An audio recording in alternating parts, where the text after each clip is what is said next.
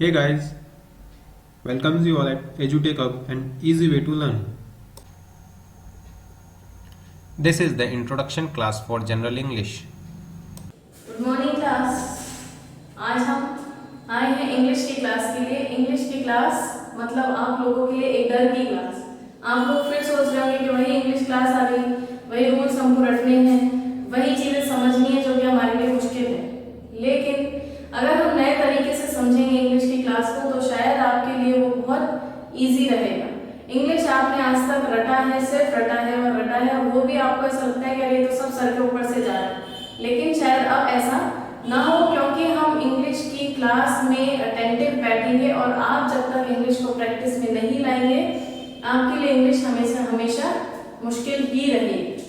आपने देखा होगा कि आप जिस माहौल में, आप जिस एनवायरनमेंट में रह रहे हैं, उस एनवायरनमेंट में जो चीज़ आपको इजीली प्रोवाइड हो जाती है वो आप इजीली अडॉप्ट कर लेते हैं, बड़ी जल्दी सीख लेते हैं। इसीलिए शायद आप इंग्लिश नहीं सीख पाए, क्योंकि आपको इंग्लिश अभी तक इतनी इजीली प्रोवाइड नहीं हो रही थी। अगर आप देखेंगे एक ब्रिटिशर है, यूएस में रहने वाला, एक 6 मंथ्स 1 ईयर का बेबी है, 2 ईयर का बेबी है, तो वो भी हमसे अच्छी इंग्लिश बोलता है। क्यों? क्योंकि इंग्लिश उसे एनवायरनमेंट में मिलती है, बहुत इजीली प्रोवाइड होती है उसे, इसलिए वो इंग्लिश अडॉप्ट कर लेता है। लेकिन अगर हम उसे हिंदी बोलने को कहें तो उसके लिए इतना मुश्किल होगा जितना हमारे लिए या आपके लिए इंग्लिश बोलना मुश्किल होता है। इसलिए जब तक आप अच्छा इंग्लिश बोलना नहीं सीखेंगे, जब तक कि आप उसको प्रैक्टिस नहीं करेंगे या आप कांच के सामने खड़े होकर बोलिए, इंग्लिश न्यूज़पेपर पढ़िए, इंग्लिश न्यूज़ सुनिए, इंग्लिश मूवीज देखिए, जिससे आपको यूएस में रहने वाले लोगों का एक्सेंट पता चलेगा कि वो किस तरह से किस वर्ड को प्रोनाउंस करते हैं। तो आपको भी शायद पता चलेगा कि हम जो चीज़ बोल रहे हैं शायद गलत बोल रहे हैं या उनके अकॉर्डिंग हमारी लैंग्वेज सही नहीं है। तो इस क्लास में हम इंग्लिश को एक नए तरीके से सीखेंगे, जिसमें वर्ड्स का प्रोनाउंसिएशन सीखने को मिलेगा, किसी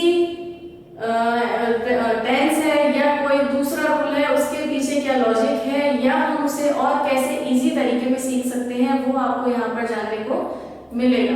तो यहाँ आप इस क्लास में इंग्लिश को एक ऐसा मत लेना कि इंग्लिश हमारे ऊपर से जाती है, हमें समझ नहीं आती। जब तक आप अपने दिमाग से इंग्लिश के लिए ये डर नहीं निकालेंगे आप इंग्लिश नहीं सीख पाएंगे। इंग्लिश को आप ऐसे लीजिए कि हाँ, हमें इसको समझना है, इसे हमारे लाइफ में ज़्यादा से ज़्यादा अडॉप्ट करना है, क्योंकि इंग्लिश एक ऐसी लैंग्वेज है जो आपको पूरे वर्ल्ड के किसी भी कंट्री में, किसी भी सिटी में इजीली दूसरों से कम्युनिकेट करने में हेल्प करती है। अगर आप जापान जा रहे हैं, आपको जापानीज नहीं आती, तो हम अगर इंग्लिश आती है तो वहाँ पे भी आप कम्युनिकेट कर सकते हैं, क्योंकि जापानीज जो है वो भी इंग्लिश जानते हैं, आप भी इंग्लिश जानते हैं। तो इजी वे ऑफ कम्युनिकेशन क्या है? सबसे ज़्यादा इंग्लिश, क्योंकि English is the commonest language of the world. English जो है उसको सबसे ज़्यादा यूज में लेने वाली लैंग्वेज माना जाता है, और वो है क्योंकि अगर आप किसी भी कंट्री में जाएं, किसी भी सिटी में जाएं, आपको इंग्लिश आना ज़रूरी है। अगर आप स्कूल से बढ़ के प्रोफेशनल लाइफ में जाएंगे, सीए करना है आपको, सीएस करना है आपको, आईआईटी फील्ड में जाना है, पीएमटी करना है, पीटी करना है, सबके लिए आपको जो बुक्स प्रोवाइड होंगी वो सारे इंग्लिश में ही आएंगी। तो इंग्लिश सीखना आपके लिए बहुत ज़रूरी हो जाता है। तो आपको अपनी लाइफ में प्रोग्रेस करने के लिए, आगे बढ़ने के लिए इंग्लिश आना ज़रूरी है। भले ही आप इंग्लिश ना बोल सके, लेकिन उसको समझना और लिखना ज़रूरी है, क्योंकि जो आगे कॉम्पिटिटिव एग्जाम आप देते हैं, सीए, सीएस, आईआईटी, इन सब के पेपर इंग्लिश में आते हैं, जिसको आप हिंदी में आंसर नहीं कर सकते। तो आपको इंग्लिश आना ज़रूरी होता है। अब इंग्लिश के पीछे आप हर चीज़ में अगर रूल ढूंढने लग जाए, कोई लॉजिक ढूंढने लग जाए कि ऐसा इंग्लिश में काऊ को काऊ क्यों बोलते हैं, तो उसका कोई लॉजिक नहीं होता, क्योंकि आपका नाम भी आपके पेरेंट्स ने रखा है, तो उसका कोई लॉजिक नहीं है। ठीक है। ऐसे ही जैसे हिंदी में हम गाय बोलते हैं, इंग्लिश में उसे काऊ बोला जाता है, क्योंकि ये जानवर है, इसको क्या बोला जाता है? काऊ बोला जाता है। इसका कोई लॉजिक नहीं है। तो आप हर चीज के पीछे लॉजिक ढूंढने की जगह उसे समझें कि अच्छा इसको ऐसा बोला जाता है, तो हम इसे समझ के अच्छे से प्रैक्टिस में लाएंगे, ताकि हम उस चीज को इजीली अडॉप्ट कर सकें।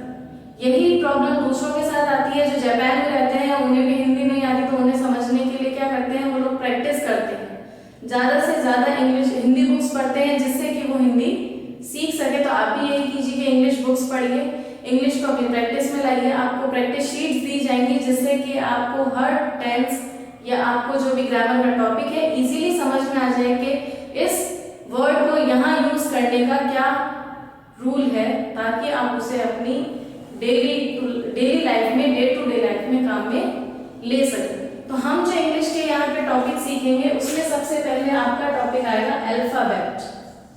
अल्फाबेट क्या होता है? जो हमारे लेटर्स होते हैं, जैसे हिंदी के आपके स्वर और व्यंजन होते हैं, वही इंग्लिश में अल्फाबेट होते हैं, जो कि they are 26 in number and they are divided into consonant and vowel. ये 26 लेटर्स जो है A to Z होते हैं, जो कि आपके दो पार्ट्स में डिवाइड होते हैं, कॉन्सोनेंट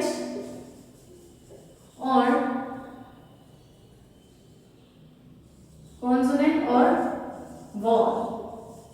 हम सबसे पहले ये सीखेंगे कि कॉन्सोनेंट क्या है और वॉवल क्या है, क्योंकि जब भी आप एडजेक्टिव, एडवर्ब, ये दूसरे टॉपिक सीखेंगे ग्रामर के, उनके अंदर कॉन्सोनेंट एंड वॉवल का बहुत ज्यादा यूज आएगा कि आपको डिफरेंशिएट पता होना चाहिए कि वॉवल कौन से वर्ड लेटर्स होते हैं, कॉन्सोनेंट कौन से लेटर्स होते हैं। उसके बाद हमारा सेकंड टॉपिक होगा सेंटेंस, क्योंकि जो जितने भी आप सेंटेंस बोलते हैं हमारी डे टू डे लाइफ में, चाहे वो आप हिंदी में बोल रहे हैं चाहे इंग्लिश में बोल रहे हैं, वो सारे सेंटेंस 4 पार्ट्स में डिवाइड होते हैं और इन सेंटेंस के एलिमेंट्स होते हैं,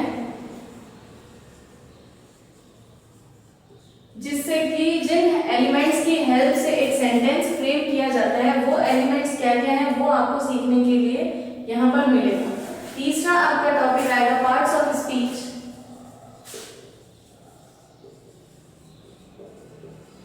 पार्ट्स ऑफ स्पीच की कोई पर्टिकुलर डेफिनेशन नहीं है। पार्ट्स ऑफ स्पीच जो है वो डिफरेंट टॉपिक्स ऑफ ग्रामर का एक ग्रुप है, जिसमें कि आपको noun, pronoun, adverb, adjective, verb, preposition, conjunction, interjection, ये सारी चीजें सीखने को मिलेगी। और एक सेंटेंस फ्रेमिंग के अंदर पार्ट्स ऑफ स्पीच का सबसे इंपॉर्टेंट रोल है। जब तक पार्ट्स ऑफ स्पीच के टॉपिक नहीं होंगे आप सेंटेंस फ्रेम करना नहीं सीख सकते हैं। उसके बाद हम सीखेंगे नाउन। नाउन तो आपको सबको मुझे लगता है पता ही होगा कि नाउन क्या होता है। किसी भी चीज का नाम, any naming word is called noun. आपको ये जो डेफिनेशन रटनी पड़ती है नाउन की कि the name of place, animal, person और थिंग इज कॉल्ड नाउन। इसकी जगह आप सिर्फ एक सिंगल लाइन याद करिए, any naming word is a noun. That means किसी भी चीज का नाम एक नाउन है। दुनिया में जितनी भी चीजें हैं सबका नाम है, चाहे वो आपके इमोशंस है, रोना, हंसना, खाना, पीना, या जो आपका नाम है, राम है, श्याम है, सिटीज के नाम है, ये सारी चीजें नाउन कहलाती हैं। तो आपको सिर्फ ये याद रखना है कि नेमिंग वर्ड, जितने भी नेमिंग वर्ड हैं, नाम दिए हुए हैं चीजों के, वो सब नाउन होते हैं। नाउन जो है ये 3 चीजें डिफाइन करती हैं, जेंडर, नंबर और पोजेशन केस।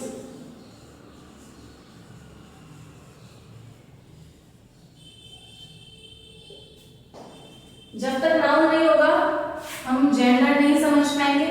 नाउन होता है उन्हीं के साथ सिंगुलर और प्लूरल काम में आता है, क्योंकि नाउन जो है वो 2 पार्ट्स में डिवाइडेड होती है, काउंटेबल और अनकाउंटेबल, जिन्हें गिना जा सके और जिन्हें ना गिना जा सके, तो वो नंबर में काम आता है।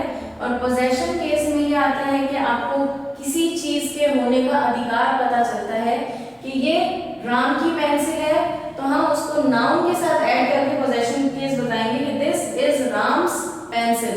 तो उसमें आपके नाउन भी आ गया। जब हम राम्स पेंसिल बोल रहे हैं तो ये हो गया आपका नाउन, और जब हम अपॉस्ट्रोफी एस लगा रहे हैं तो वो आपका पोजेशन केस बताता है, जिसमें आपको पता चल रहा है कि ये पेंसिल किसकी है, राम की पेंसिल है।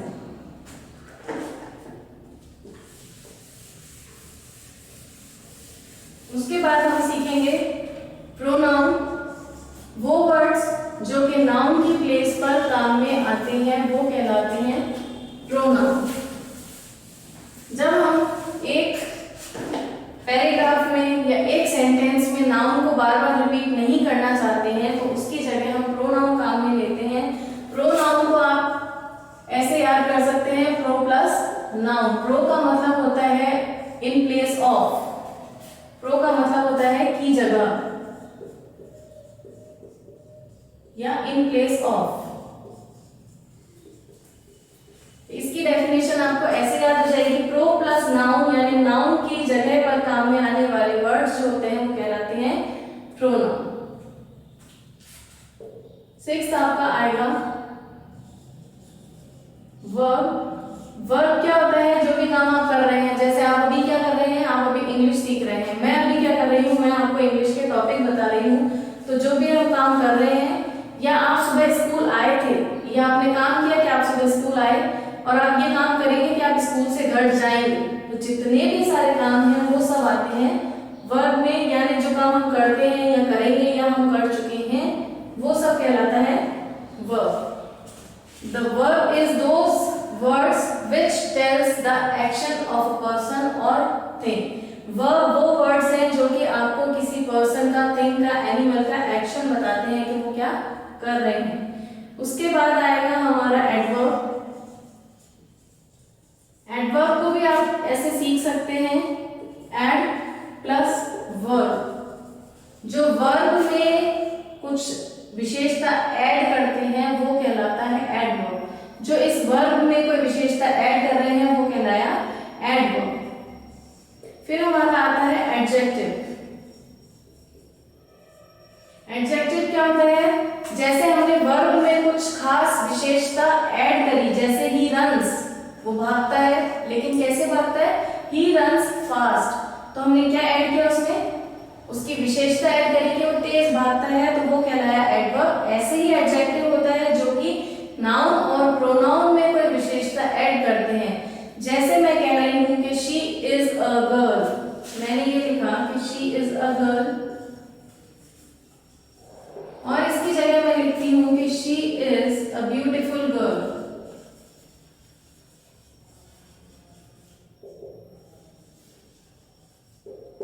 तो मैं क्या कर रही हूँ, जो ये गर्ल है उसकी मैं विशेषता बता रही हूँ कि वो कैसी है, वो सुंदर है। तो ये जो ब्यूटीफुल वर्ड है ये क्या कहलाएगा? आपका एडजेक्टिव कहलाएगा। जो नाउन में कोई विशेषता ऐड करते हैं, the words which define the quality of noun और प्रोनाउन आर कॉल्ड एडजेक्टिव। उसके बाद हम सीखेंगे प्रीपोजिशन।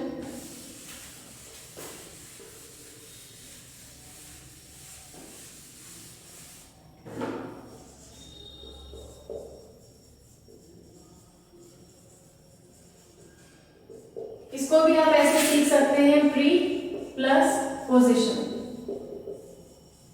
वो वर्ड्स जो किसी सेंटेंस में नाउन की या प्रोनाउन की पोजीशन बताते हैं, पोजीशन के पहले जो वर्ड्स लगाए जाते हैं वो कहलाते हैं pre position.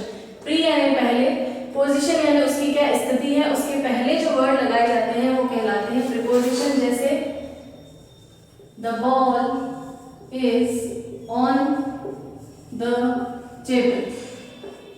Where is the ball? The ball is on the table. तो ये जो on वर्ड है ये पोजीशन के पहले लगाया गया है, और इससे हमें पता चल रहा है कि बॉल की क्या पोजीशन है, वो कहाँ रखी है, वो टेबल के ऊपर रखी है। तो ये वर्ड्स कहलाते हैं प्रीपोजिशन। उसके बाद आता है हमारा conjunction.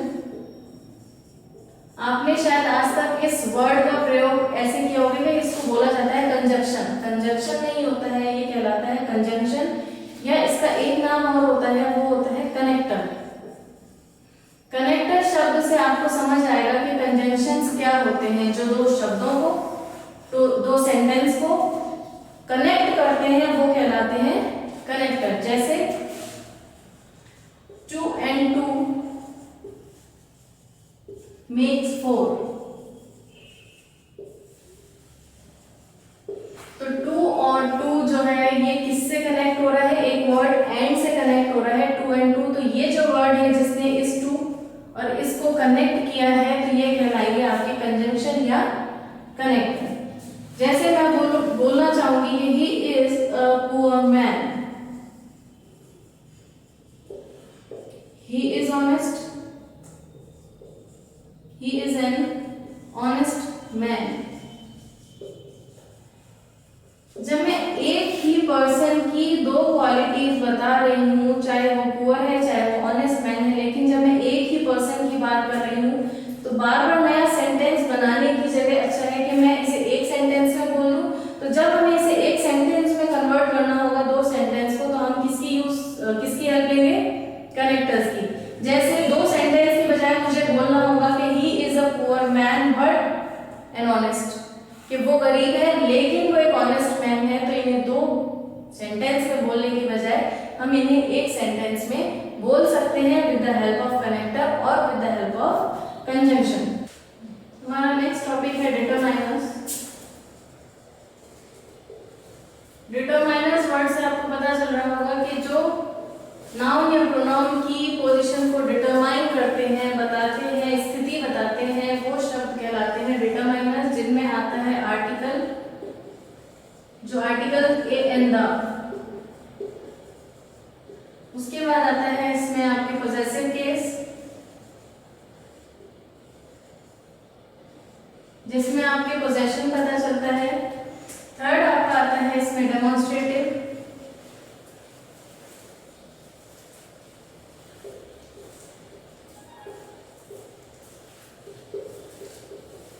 this, that, these and those।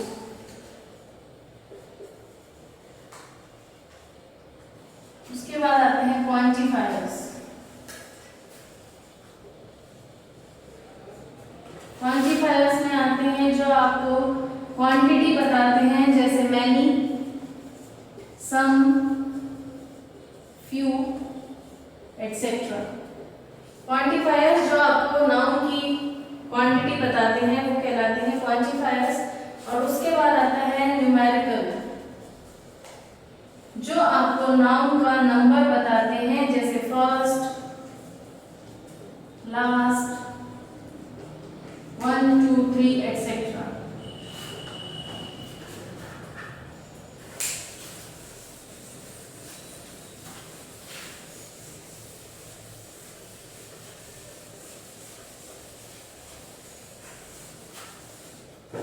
उसके बाद आता है मॉडल्स।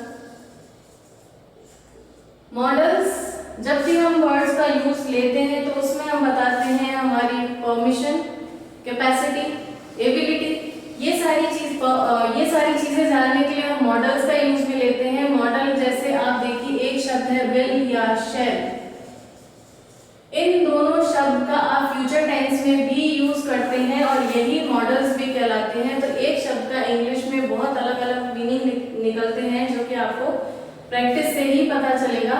उसके बाद आते हैं टेंस। टेंस जो हमारे डे टू डे लाइफ का सबसे बड़ा हिस्सा है, क्योंकि टेंस ही वो चीज है जो हमारे किए गए एक्शन का, या जो हम कर रहे हैं या जो हम करेंगे उसका उसके बारे में बताते हैं कि हम क्या कर चुके हैं, क्या कर रहे हैं या हम क्या करेंगे। टेंस जो है वो 3 टाइप्स के होते हैं, past tense, present tense and future tense. Past जो आपका बीत गया, जब आप प्रीवियस क्लास में थे, अब आप नई क्लास में आए हैं, ये प्रीवियस क्लास आपका पास्ट हो गया, अभी जिस क्लास में आप हैं वो आपका प्रेजेंट हो गया, और नेक्स्ट आप किस क्लास में जाएंगे वो आपका फ्यूचर हो जाएगा। इसके बाद हम सीखेंगे एक्टिव पैसिव।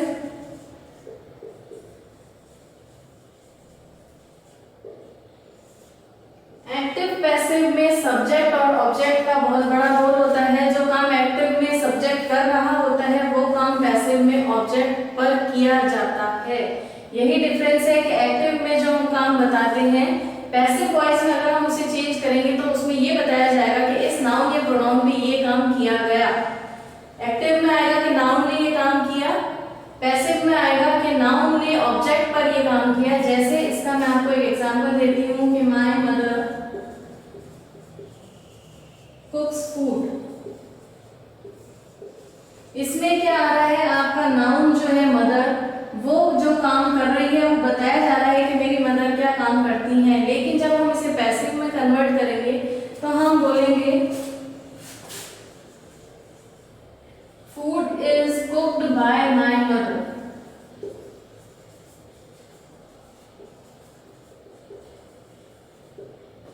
ठीक है, तो ये इसमें आपका सब्जेक्ट क्या हो गया है, माय मदर हो गया है जो कि काम कर रही है। लेकिन जब हमने इसे पैसिव में बनाया तो हम पहले काम बता रहे हैं कि क्या काम किया गया और किसके द्वारा किया गया। तो जब भी हम बाय का यूज लेते हैं और उसके साथ नाउन लगाते हैं तो ऐसा केस हमेशा पैसिव केस माना जाता है। इसके बाद आपके आता है रिपोर्टेड स्पीच। जैसा कि इसमें आपको नाम से पता चल रहा है कि वो स्पीच जो कि रिपोर्ट की जाए, मतलब जब दो जने कॉन्वर्सेशन कर रहे हैं और वही कॉन्वर्सेशन आपको किसी तीसरे इंसान को, थर्ड इंसान को बताना है, तो आप उसको क्या करना कहते हैं, रिपोर्ट करना कहते हैं।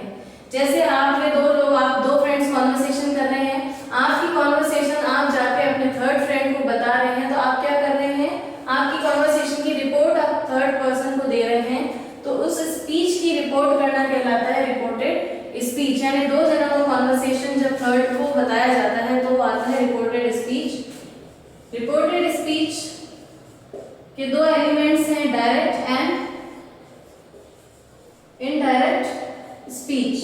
Direct speech conversation between two people, and indirect speech the same conversation when we are telling the same conversation to the third person is called indirect speech। वही conversation जो हम डायरेक्ट स्पीच में कर रहे हैं वो जब हम थर्ड इंसान को बताएंगे तो वो कहलाएगा आपका इनडायरेक्ट स्पीच। ग्रामर के इन टॉपिक्स के सिवा आपके दूसरे टॉपिक्स भी होते हैं, जैसे होमोनिम्स है। होमोनिम्स में आता है कि वर्ड का प्रोनाउंसिएशन सेम होता है लेकिन उनके मीनिंग अलग होते हैं, ठीक है। और आपके आती है इडियम्स, जिन्हें आप हिंदी में मुहावरे या लोकोक्तियां कहते हैं, वो आपका होता है इडियम्स।